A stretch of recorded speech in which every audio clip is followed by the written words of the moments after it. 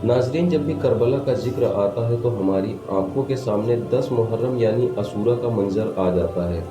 लेकिन क्या आपने कभी सोचा है कि 10 मुहर्रम के बाद क्या हुआ?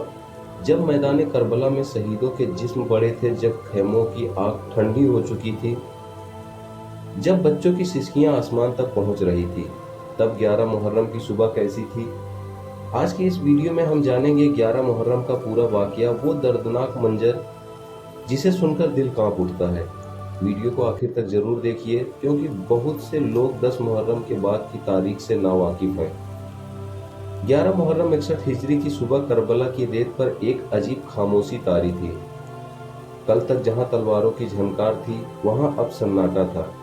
शहीदों के मुबारक जिस्म मैदान में मौजूद थे। अहले बैत की खवातीन और बच्चे रात भर गम, भूख, प्यास और खौफ से गुजार चुके थे।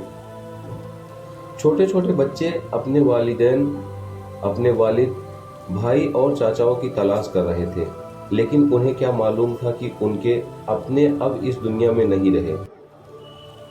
सुबह होते ही यजीद लश्कर के सिपाहियों ने शहीदों के सर को जमा करना शुरू किया।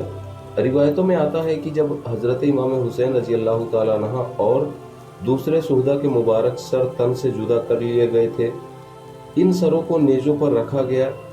करबला की रेत इस मंजर को देखकर गवाही दे रही थी कि हक और बातिल की जंग में हक वालों ने अपनी जानें कुर्बान कर दी।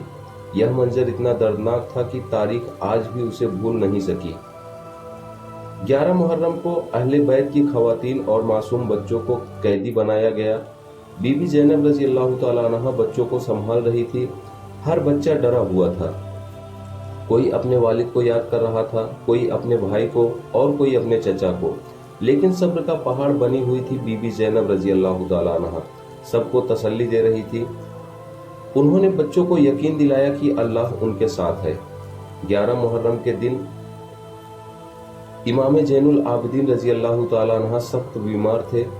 करबला में उनकी बीमारी की अल्लाह की हिकमत बनी ताकि नस्ल रसूल आगे चल सके। वो अपने वालिद हजरत इमाम हुसैन रजी अल्लाह तआला अन्हा की शहादत का गम दिल में लिए हुए थे, मगर बीमारी के बावजूद सब्र और इस्तकामत का दामन नहीं छोड़ा। 11 मुहर्रम को कैदियों के काफिलों को करबला से कूफा की तरफ रवाना किया गया। आगे नेजों पर शहीदों के सर थे, पीछे अहले बैत की खवातीन और बच्चे। यह सफर सिर्फ जिस्मानी तकलीफ का नहीं था, बल्कि रूहानी और जज्बाती दर्द का भी सफर था। हर कदम पर करबला की यादें उनके साथ चल रही थी। अगर करबला के बाद किसी शख्सियत ने सब्र और हिम्मत की मिसाल पेश की तो वो है बीबी ज़ैनब रजी अल्लाह तआला अन्हा। उन्होंने न सिर्फ बच्चों की हिफाजत की, बल्कि पैगाम करबला को जिंदा रखा। अगर हजरत बीबी ज़ैनब रजी अल्लाह तआला अन्हा न होती तो शायद दुनिया तक करबला की पूरी कहानी न पहुंच पाती। उनका सब्र, उनका यकीन और उनकी बहादुरी आज भी पूरी दुनिया के लिए मिसाल है। 11 मुहर्रम हमें कोई अहम सबक देता है। सब्र कभी मत छोड़ो, हक के रास्ते पर डटे रहो, मुश्किल हालात में भी अल्लाह पर भरोसा रखो। जुल्म चाहे कितना भी बड़ा हो, आखिरकार हक की फतह होती है। करबला सिर्फ एक जंग नहीं थी, यह इंसानियत, सब्र और कुर्बानी का पैगाम था। 11 मुहर्रम का दिन हमें याद दिलाता है कि करबला की कहानी 10 मुहर्रम पर खत्म नहीं हुई थी। असल में 11 मुहर्रम से अहले बैत की आजमाइश का नया दौर शुरू हुआ। अल्लाह ताला हमें अहले बैत से मोहब्बत करने, उनके सब्र और कुर्बानी से सबक लेने की तौफीक अता फरमाए। आमीन या रब्बुल आलमीन।